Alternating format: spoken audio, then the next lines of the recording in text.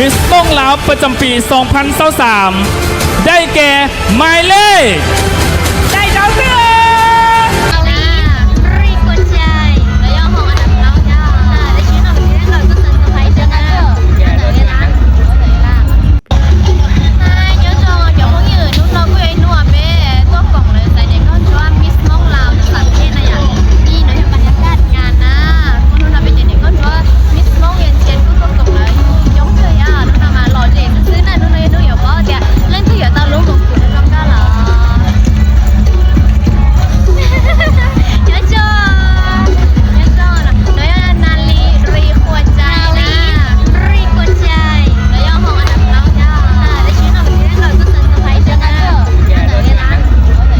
ก็สมมติป่ายี่ก็จะเซ็กซี่ที่ตรงก็แบบว่าตัวหยอก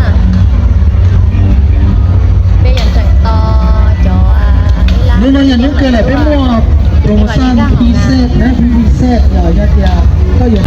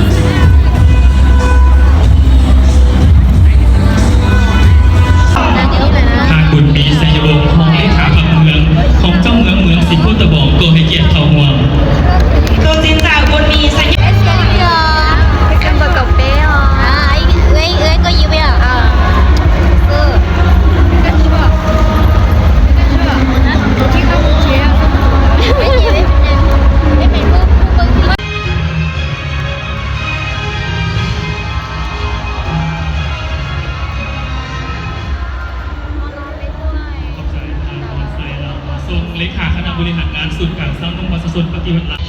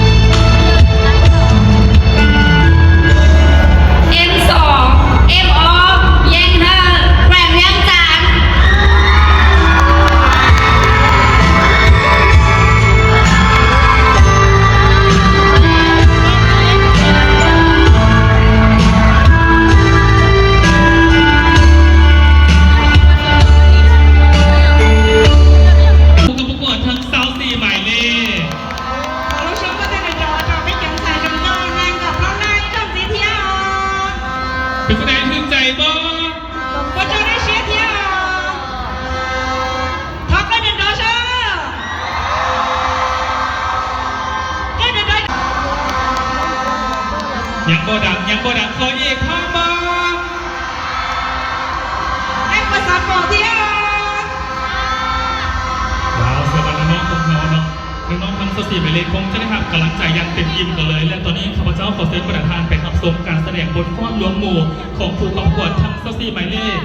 Xuân xin là đâu bố bê Thỏa chờ cho đến sự trà sở đồng một trái Dọn sành con chúa của dân này เจ้าขอเสียงตบมือดังต้อนรับ Không có thể cho con tay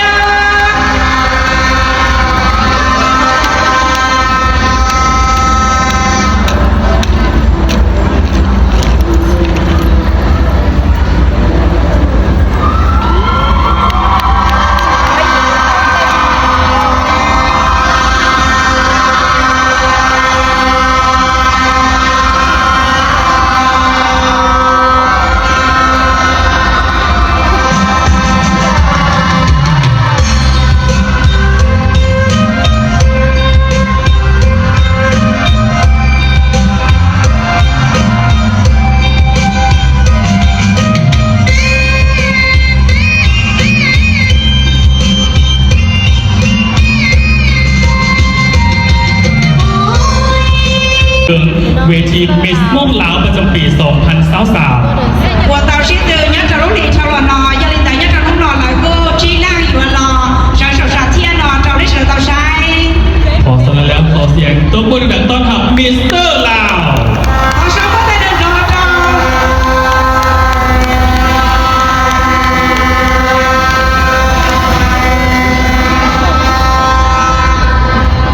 subscribe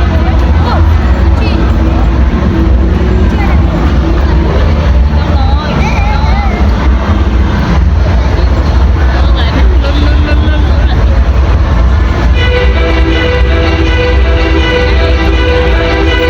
lỡ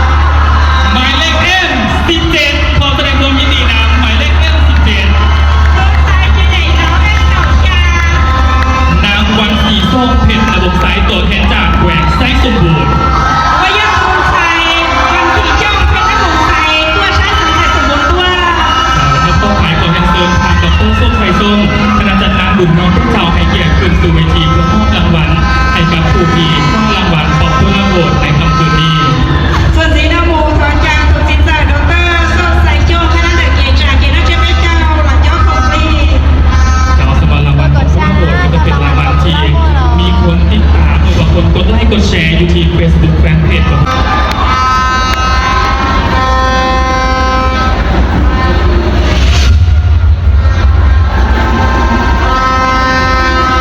และขอแสดงความยินดีอีกครั้งหนึ่งให้กับหมายเลข M17 ที่คว้ารางวัลป๊อปปูล่าโหวตเป็นของได้รับเงินสดมูลค่า3 ล้านกีบ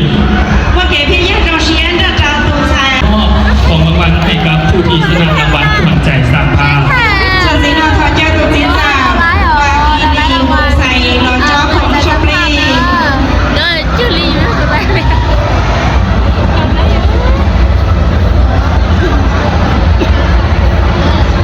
เขาสำหรับผู้ที่ได้รับรางวัลขวัญใจสร้างภาพจะได้รับเงินสดมูลค่า3 ล้าน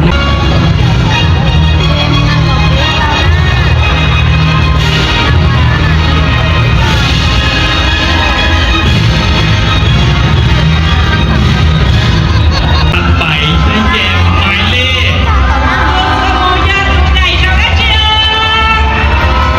ขอแสดงความยินดีนะหมายเลข M24 นางฟ้าเชลีมีเยี่ยหือตัวแทนจากแขวงเวียงจันทร์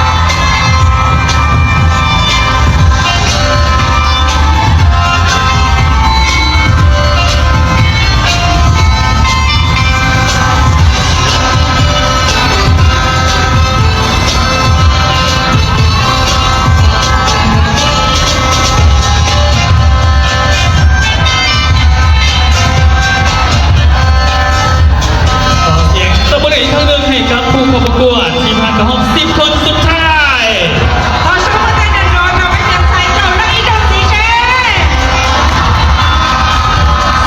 ซึ่งวันในรอบนี้ก็จะเป็นรอบตัดสินที่สำคัญอีกรอบหนึ่งสำหรับคณะกรรมการของพวกเราก็จะง่ายในการตัดสินหรือว่าคัดเลือกเอาผู้ที่จะเหมาะสมและควรตำแหน่งนางสาวเซินพระมงลาวประจำปี 2023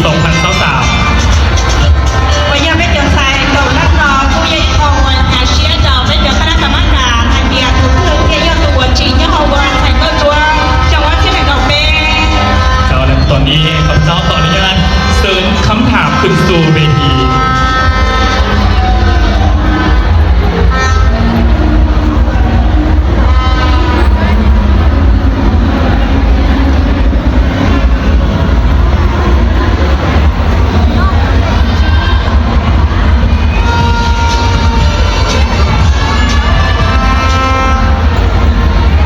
และตอนนี้2 คำถามก็ได้อยู่ที่มือของพิธีกรเป็นที่เรียบร้อยแล้ว ถ้าชิดาจะรู้ว่าน้องกูยังย้อนเจ้าแต่ก็ทุกพิธีกรนอนชัดเจนเลยจ้า ซึ่งวันน้องๆนางสาวของพวกเขาจะบอกหูคำถามที่พิธีกรถืออยู่นี่มาก่อนอย่างแน่นอน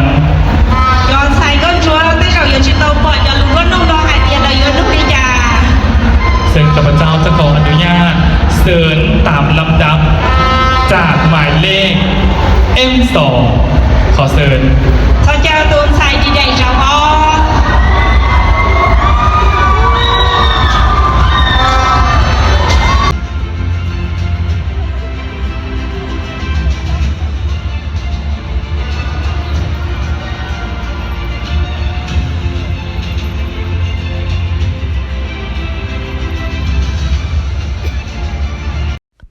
เราชี้ต่อคำถามแต่ยังคนนอกในสายต่อท็อปชี้เจตูต่อที่นอกอย่างเลยสายเอาตัวห้องอันดับเล่าในติดต่อที่ชี้ตุนตายเจียต่อคงนุ่มเบลเดกอยี ในการประกวดนางสาวสนพะม่วงลาวประจำปี 2023 ได้แก่หมายเลข ตัวเต่าที่ชี้เยอะตัวที่ได้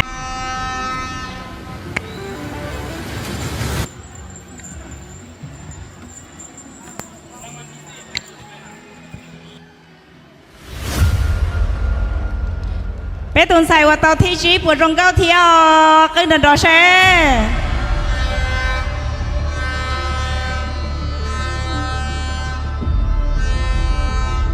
thời gian đua qua kia giờ tàu say เจ้าและหมายเลขชัดไปที่จะได้คว้าของตำแหน่งห้องอันดับ 3 หรือรางวัลอันดับ 4 ในค่ำคืนนี้ได้แก่หมายเลข ตัวยัวเตาใจวัวตุนสายกันจัวที่เปล่ายาตุเตอ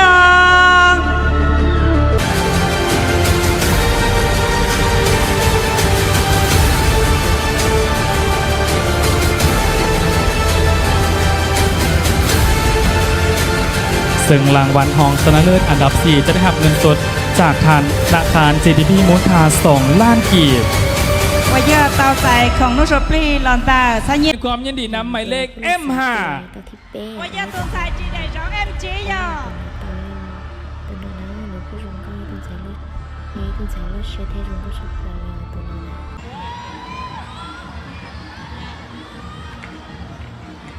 เทีย nó chơi cứ do là lo xài ao tụ tao thi ý à chơi tụ tao thi ý tụ tao thi ó là xài àแต่ทอนลูกเชี่ยวnó màลูกเชี่ยวมาเทตุ้งchoกูถอดจีนน้ำดาวกูจะไล่จอขอเลยเต้รางวัลเลยใจอู้ใจนอนนี่ใช่อย่าเตียกูแบบเดี๋ยวกูจีของหางไงกูไทยตอนอย่าเต้คนไหนกูงานไหนเลยตุเพศตอนร้อยchỉ cũng thọ cho mình chỉ nó nên sai nên cũng thọ giả lúc chị đâu cụ thế na chỉ những hành gia thì là tên làng văn rồi là tao tên nhiên tên nó chỉ cũng cho chị ta à là tao cái lý chỉ cũng cho bỏ mình chỉ xứ แก่หมายเลข ได้จ้องเพื่อ ขอแสดงความยินดีนำหมายเลข M ได้จ้องรัชเจ M18 วัยตุนสาย นางน้อยเราจงชัวจากแขวงเสียงขวาง วัยตุนสายจีได้จ้องเอ็มเก่าจีวัยตุนสายน้อยเล่าต้องชัวเนื้อเจ้าชาสังเสียงห่วงตัวยอ และ ตุนสายได้เจ้านั่งกับเปล่าวัยตุนสายป้าเชียลีเงียบือตัวชาสังเวียงจันตัว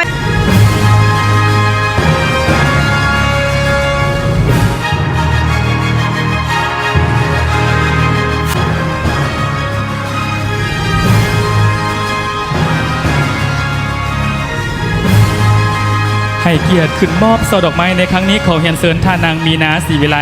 หัวหน้ากลุ่มขบวนการสาวหนุ่มสุดกลางสาวหนุ่มประชาชนปฏิบัติลาวให้เกียรติขึ้นมอบช่อดอกไม้ให้กับผู้ที่ได้รางวัลชนะเลิศ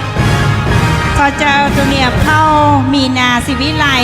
ถ้ากลุ่มแต่เกมบอนจือตุ้นใส่ด้วยจงปฏิบัติลาวรอจอเจปัดหรือจงเก้ายอ